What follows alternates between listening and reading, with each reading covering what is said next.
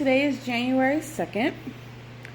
I wanted to give you an update for today about life. I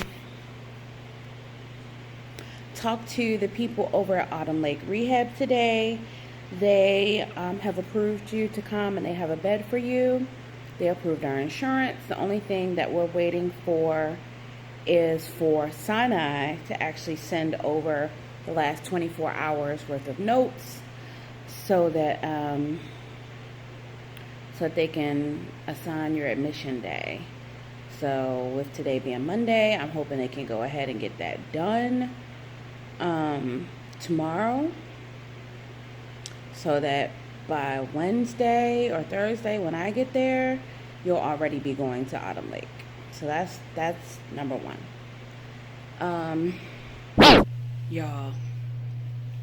Y'all, when I say I'm fucking crying, cussing mad right now, so I have been working diligently to get my husband discharged from Sinai Hospital. He has been there due to a stroke since November the 12th. Today is January the 3rd. We are going into his 7th week with them. And 2 weeks ago, he was supposed to transfer to Levendale for rehab. Now, in the midst of this 7 weeks that he's been with Sinai, his muscles have deteriorated, atrophied severely. He now has DVT in his leg and arm. He has multiple bed sores. He's not receiving physical therapy daily as he's supposed to be. And every fucking time he gets ready to leave, they find a reason why he can't leave. So 2 weeks ago, he was supposed to go to Levendale, and right before that, apparently he pulled out his GI tube. The Friday that I found out about this was on Thursday. The Friday that I found out about this Friday before Christmas, they let me know that because of the Christmas holiday and everything, they couldn't, put the GI tube back in, whatever. I had to wait till Tuesday, whatever. Okay. So we waited. It got replaced. And I'm like, okay, this is great. But because he pulled out his GI tube, they put him on a restraint, on an arm restraint. Because he was on the arm restraint, he could not go to rehab. Rehab would not accept him because he was a restraint patient. Okay. So now we got to wait another week. The end of that week, I talked to the doctor, and I'm like, listen, he got to come off of this fucking arm restraint, because him being on restraint is prohibiting him from going to rehab, and him not going to rehab is prohibiting his recovery. He's literally just laying in the bed. He's not being treated for anything in your hospital right now. He has no ailments that you're treating him for right now. He has a trach collar, can be administered at home. He had a GI tube replaced, which could be administered at home. People take care of feeding tubes at home all the time, B. So what is he exactly being treated for in your hospital? Nothing. So you need to take him off the arm restraint so he can get authorization to move forward. Okay. So now we got to go over another weekend. They take him off the arm restraint, whatever. I get the contact on the 28th from another rehab facility called Autumn Lake. And Autumn Lake says, hey, we have your paperwork from the beginning of December. Looks like we have a bed for him. We just need to get authorizations, blah, blah, blah. And then a couple days later, talk to them again. They're like, yeah, we're a go. We're doing your final authorizations. Cool. Then Monday, today is the 3rd, Monday the 2nd, yesterday, I just talked to them again.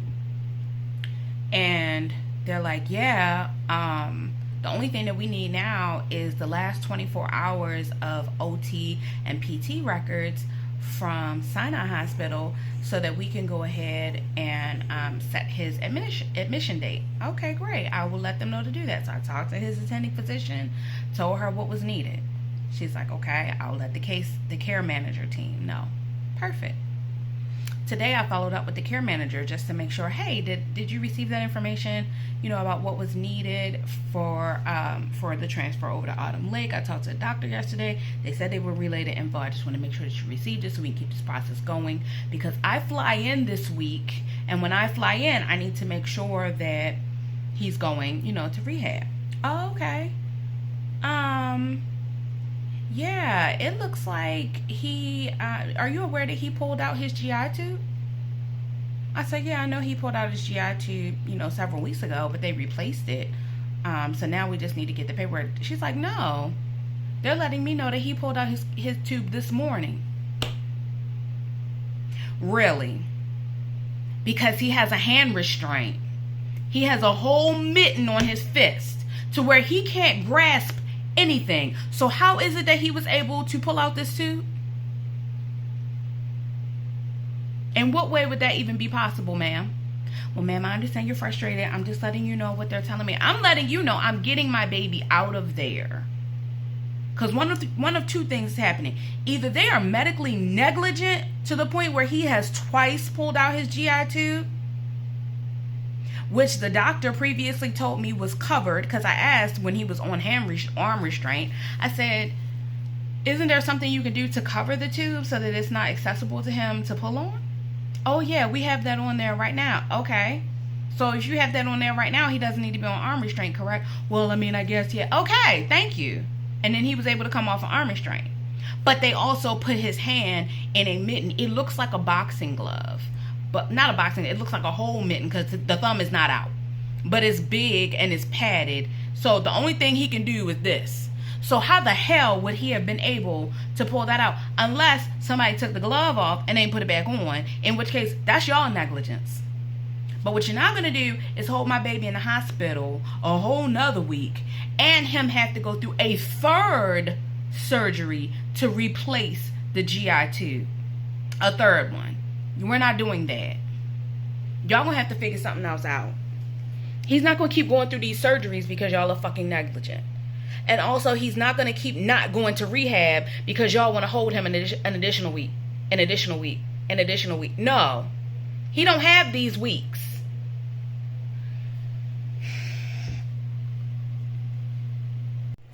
Okay, y'all. Now that I've had a chance to calm down, collect my thoughts, strategize, talk to my mama, re-strategize, talk to the care manager at the hospital, talk to the doctor, and talk to the rehab facility. Let me give you the skinny. Let me let you know where we are on this fine January the 3rd.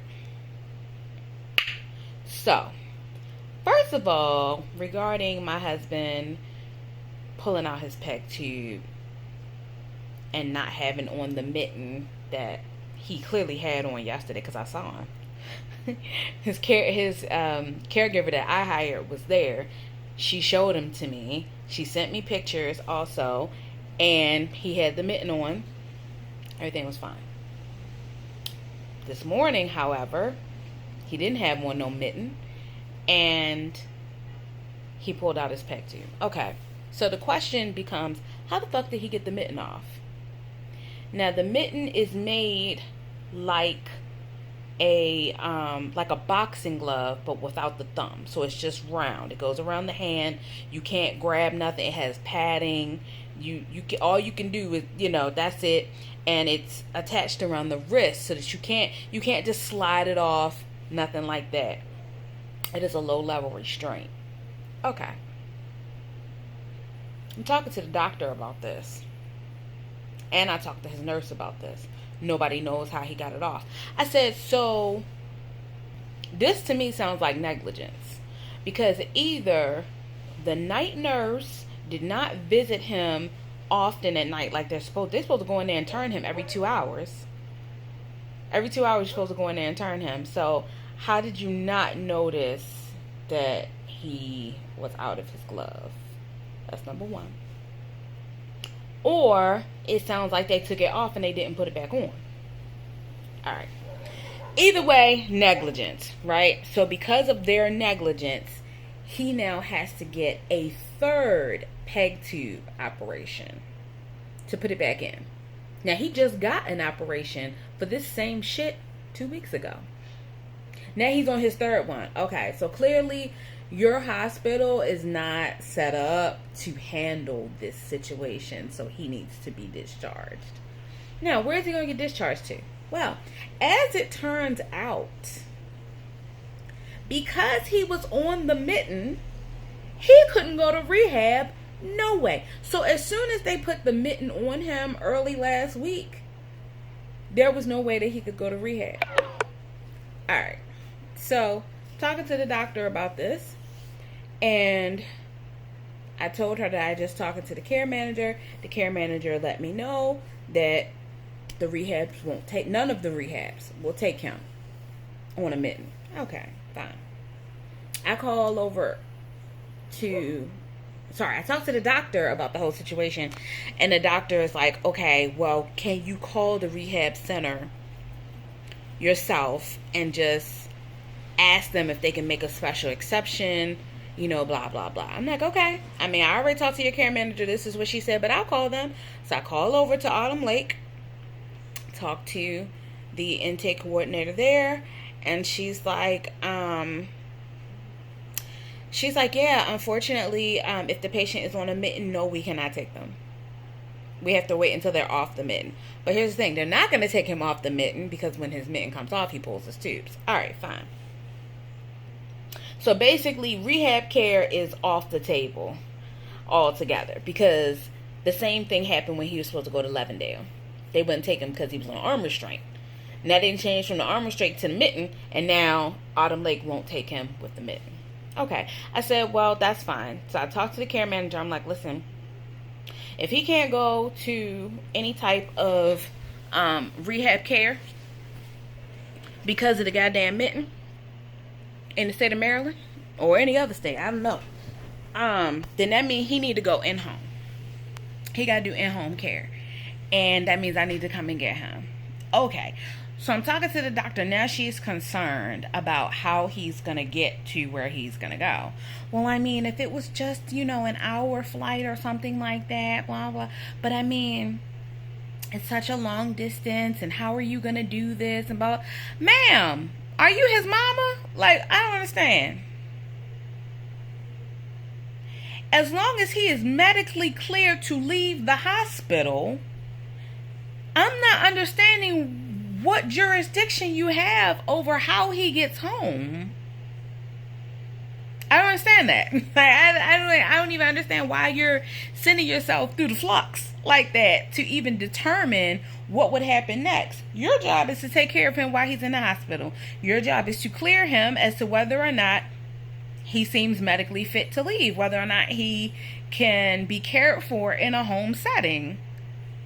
Your care manager is in charge of setting up his in-home services, right? Such as getting him the hospital bed set up, making sure that he has the proper wheelchair so that he can leave, and making sure that he has a prescription for his nutrition. Your care manager is in charge of all that. How we actually get to the state of Arizona to get home, I'm not understanding how that's your problem in any way. Like, I appreciate your concern, but what you're not going to try and do is make it a situation that because you feel as though the process may be too cumbersome for me, that you feel like he should stay in the hospital. That's what we're not doing. And since it's already become apparent that he can't go to rehab, because we've tried this for the past 2 weeks, there's no other alternative. He has to do home care, and he doesn't live in the state of Maryland, so he has to do it in Arizona. Hello? So she was like, well, let's see if we can get him, medical transport, this, that, and the other. Okay. I said, we can try that if my insurance will pay for it, but if we can't do medical transport, the next alternative is he needs to fly commercially, and he needs to fly with a flight nurse. Like, I'll just have to pay for a flight nurse. So she's like, oh my goodness. And she's just like hemming and hawing about it. I'm like, ma'am, Just write the goddamn discharge. So I explained to her, I was like, listen, I'm flying in tomorrow and we need to go ahead and get this process started, because by the time I leave on Saturday, my husband need to be going with me.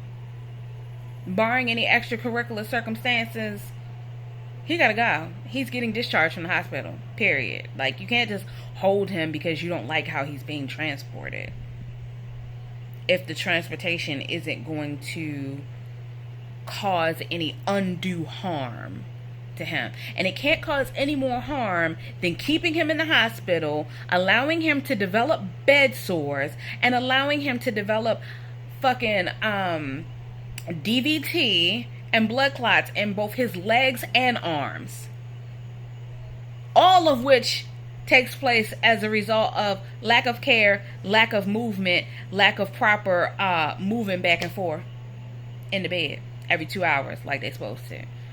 Your negligence is causing more and more problems and procedures for him. This is his third peg surgery in 6 weeks. Third. So clearly whatever y'all are doing, y'all are not equipped to do. So let me go ahead and take him home and we're just going to do this. So I call over his care manager again. I'm like, listen, this is what the doctor says. She's concerned about medical transport, blah, blah, blah. I had already talked to the previous care manager 2 weeks ago about medical transport. She was supposed to be getting in contact with your nurse manager, who's familiar with that process, and to give me some feedback on how we could go about that, blah, and she never did. I also explained that to the doctor. I was like, yeah, she was supposed to do that, but she never got back to me on that. And then when they transferred the case from that care manager to the new one, that information was left at the wayside. Nobody followed up on that. Nobody continued. Nobody had continuity of care for that process. When I was very clear with that care manager that if he could not go to rehab a week ago on Wednesday, then I was coming to get him. I let her know that then. I was like, I'm coming to get him. He'll need to pick up care in Arizona, and we need to start talking about medical transport. And he either needs to go to a Arizona facility or he needs to go to in-home care. That was the angle that we were supposed to be working over a week ago. All right, so that never happened. So I'm talking to this care manager, and she's like, well, ma'am, if your insurance covers it, you'll need to be in contact with your insurance provider to set that up, because I don't know how to set that up. You don't know how to set up a medical transport? You're a hospital care manager. Isn't that what you do? Help to make sure that the services that your patients need are set up for when they leave? She's like, I don't know how to do it. So you'll have to set that up. Okay. No worries, love bug. Even though you're supposed to be the professional here, you're going to leave it in the hands of the patient's family to figure out how to facilitate a transfer from your facility, to another state, another facility. That's fine. I got it. Luckily for you, I got it. So I said, okay, well, this is what I need you to do. This is what you can do. Okay. And I know that you can do these things, right? Right? You're a big girl. You can do these things. What I need you to do is, number one, I need you to get him set up for a wheelchair, the kind that has the headrest, because he cannot self-support his neck. So he needs to have the kind of wheelchair that he can put his head back on. It has the little things on the sides to support his head. That's number one. Number two, let me give you the phone number for my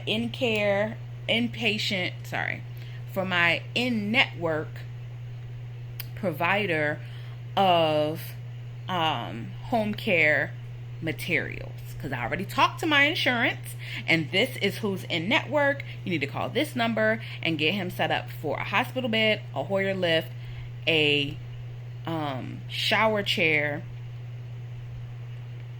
I think those were the things that I asked for, and the wheelchair. She's like, okay. I was like, and then they can do the prior authorization in order to get these things set up for him and sent directly to the house in Arizona, so that when he gets there, he'll have his things. She's like, okay. Meanwhile, I'm like, I'm going to reach out to a non-emergency transport provider, non-emergency medical transport provider, so that we can determine if he can get a flight nurse. I asked her about the flight nurse situation. She didn't know anything about it, of course. She didn't know anything about it. Also, apparently was not able to use Google, because I clearly was able to just use Google and find several companies and this, that, the other. But it's fine. You got a bunch of other patients to take care of. You ain't got time to Google. It's fine. So I was able to find some companies that provide that service, and I'm waiting. And I called them, gave them some information, and I'm waiting right now for a quote.